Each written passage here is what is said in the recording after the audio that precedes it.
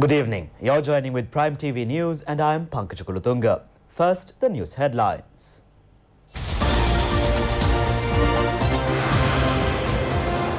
Health sectors are on alert to contain corona. 12 hospitals spared to treat possible corona patients. Central Bank names year 2020 as the digital transaction year. Effort to find coronavirus vaccine is underway.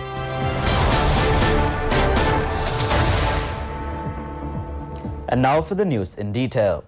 Steps have been taken to increase health protection of the people after identifying a person infected with the coronavirus in Sri Lanka.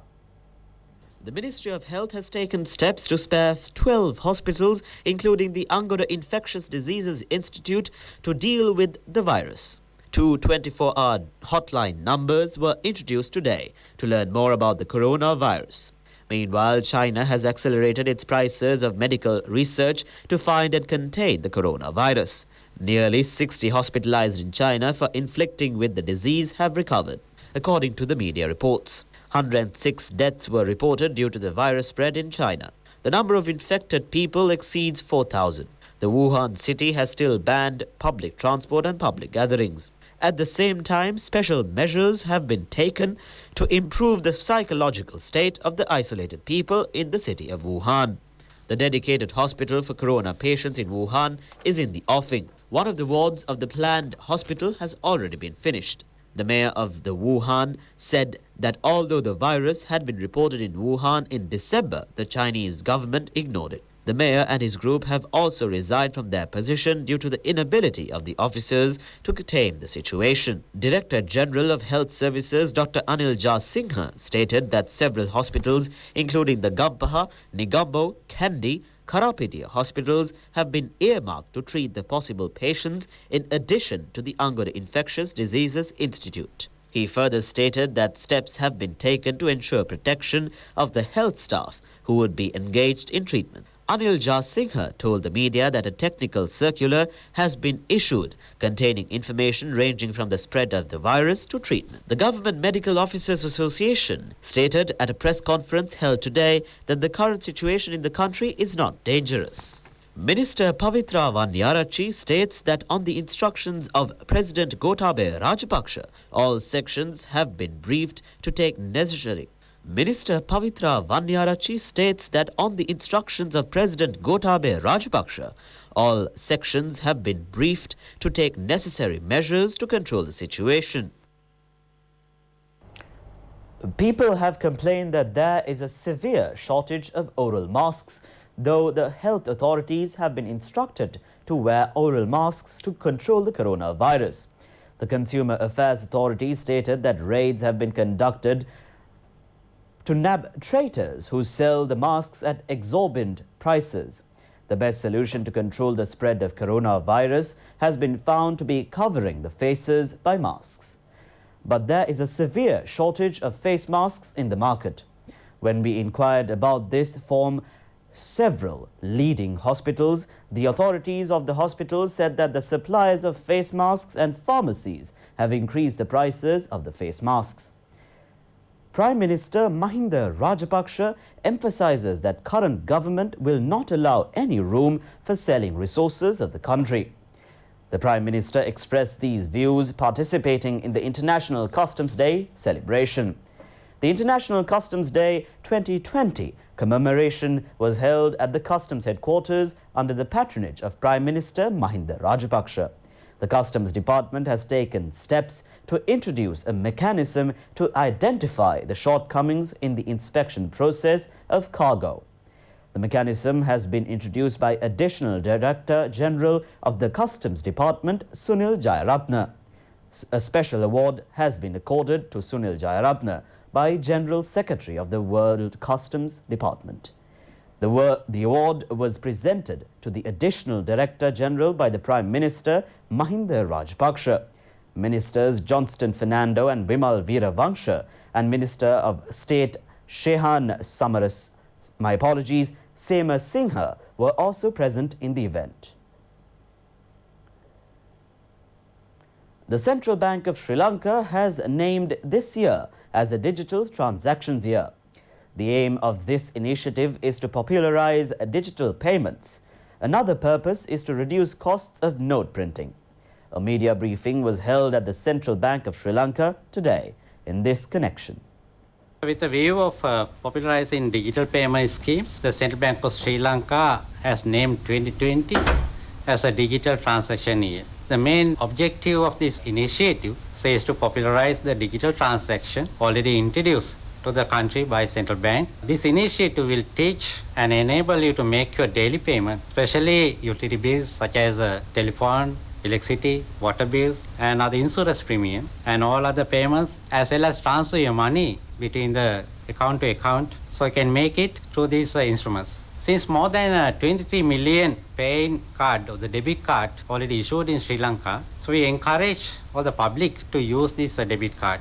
The Central Bank of Sri Lanka introduced a Lanka QR in 2018 October. This aims to encourage small businesses to transit digitally. QR code based payments do not require any particular machines, and the payment can be made by card directly from your bank via the printed QR code. So this brings down the cost substantially. Therefore, we invite small business to join the QR code based payments method. The main objective of 2020 digital transaction year are educating the public about the digital payments and to encourage large number of consumers in digital transaction, and also building a society that uses less cash, thereby uplifting the economic activities of the country through improving the financial inclusion of the country. More on local news. The 61 suspects who were arrested for allegedly undergoing arms training under the National Tawheed Jamaat organization were further remanded. It has been revealed that they had received arms training at the Tawheed Jamaat headquarters in Nuwara Eliya along with its leader, Mohammad Saharan. All the suspects are residents of Kathankudi area. They were arrested following investigations after the Easter Sunday attack. The Batticaloa Magistrates Court ordered the suspects to be remanded until the 14th of next month. Meanwhile, Fort Magistrates Court has ordered to take up a case against Minister Vimal Weerawansa on September 14th. The case was deferred for the advice of the Attorney General. The lawsuit alleges that motor vehicles that were hired at the expenses of the Sri Lanka Engineering Corporation and used for activities not related to the corporation. Meanwhile, the former Deputy General Manager of Sri Lanka Engineering Corporation, Samantha Lukuhannadi, who is on bail, was granted permission to go abroad. The Court of Appeal has ordered to take up the case filed against former Northern Province Chief Minister C.V. Vigneshwaran and 3 others for contempt of court on 18th, 19th and 20th of May. The Court of Appeal has issued an interim injunction order preventing the Chief Minister's decision to remove the former Northern Provincial Council Minister B. Danishwaran. B. Danishwaran has filed a case against C.V. Vigneshwaran for not implementing the injunction order. Secretary of the Ministry of Mass Media, Chulananda Pereira, undertook a special inspection tour at the Independent Television Network's main premises today. The Secretary of the Ministry of Mass Media and Information was welcomed by Independent Television Network Chairman Sudat Rohana. Subsequently, the Secretary to the Ministry held a round of discussions with the Chairman and the top management of the ITN. Discussions were focused regarding the envisaged relaunch of the Independent Television Network from the Independence Day. Chulananda Pereira also inspected the state-of-the-art newsroom complex that is being constructed. MP Udaya Gammampila has questioned as to why the UNP and the JVP were silent if the central bank bond scam had been done before 2015. He pointed out that the audit report had mentioned nothing about the said fraud before the year 2015. Gammampila made this statement while speaking at a press conference held in Colombo. He added that no brokers had raised their voice against any corrupt activity done with the central bank bonds before the year 2015. MP Gammampila highlighted that the audit report which was done to unearth the bond scam of the previous UNP government based on the Auditor General's evaluation. He noted that the forensic audit report on the so-called issue before the year 2015 has been done by an Indian audit firm. Udaya Gammampila said that the contract to the Indian audit firm had been entrusted by the central bank's former governor, Arjun Mahendran's committee. He also said that the Gotabaya-Mahinda combination cannot be tarnished and Sajid cannot be connected to it. A farewell ceremony was held at the Indian High Commission to mark the end of the tenure of Indian High Commissioner in Sri Lanka, Taranjit Singh Sandhu. Taranjit Singh Sandhu served as the Indian High Commissioner in Sri Lanka for about 3 years. President Gotabaya Rajapaksa, who participated in the farewell ceremony, commended Taranjit Singh Sandhu's service in the island nation. Prime Minister Mahinda Rajapaksa also congratulated him. Opposition leader Sajid Premadasa and a large number of political representatives were present at the occasion. India, across the board here, wants to ensure that Sri Lanka is hale, hearty and a robust and a successful country. Since the world around is looking into the Indian market, as we get connected, Sri Lanka should get connected along with us. The projects which we are undertaking are focused, especially in the last 3 years, they are all people-oriented projects. We have a historical link, we have a cultural link, we have an economic link, and we have a link of blood. I could always talk the hardest things and they would respond back. We could discuss and go further. And I'm so happy that even today I retain these friendships. The Janata Vimukti Peramuna states that although the UNP tried to cover up the central bank fraud, it failed. The General Secretary of JVP, Tilvin Silva, made this statement at a seminar in Colombo. Tilvin Silva highlighted that the money of the general public has been embezzled by the fraudsters of the previous government. He added that the scam is a fact and it was done under the purview of UNP leadership. The JVP General Secretary noted that money of the private sector people has been stolen by plundering the EPF and ETF. Arrangements have been made to hold the annual Navam Perahara of the Hunupitiya Gangarama temple. This year's media sponsorship of Navam Perahara will be done by the Independent Television Network. According to the chief incumbent of Hunupitiya Gangarama temple, Venerable Kirinde Assaji Thera, the Perahara will be conducted on the 7th and 8th of this month. The Thera added that discussion have been held with the Prime Minister regarding the arrangements of the Perahara. He noted that a large number of local and foreign people will be flocked to witness the event. The chief incumbent pointed out that Sri Lanka police is ready to ensure maximum security for the Perahara. The Thera also urged the people to minimize the baggage bringing to the scene to ensure security.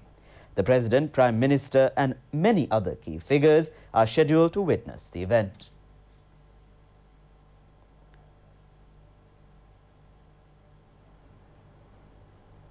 Now we move on to Biz News.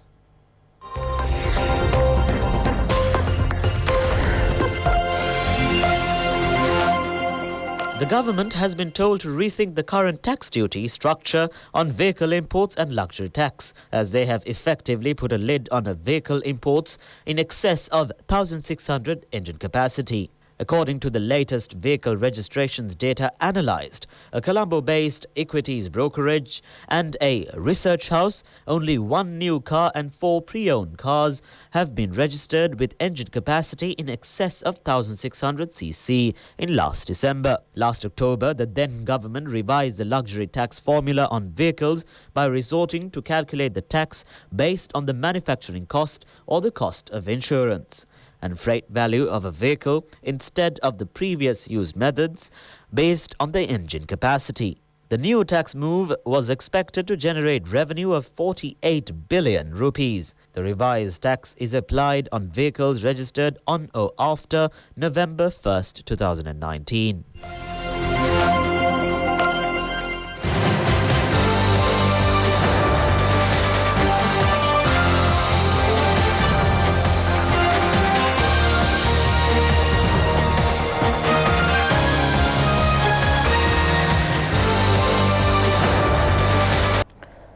Prime News returns tomorrow. And in the meantime, make www.itnnews.lk your go-to source for the very latest in news, at home and overseas. Signing off, I'm Pankaj Klutunga. Good night.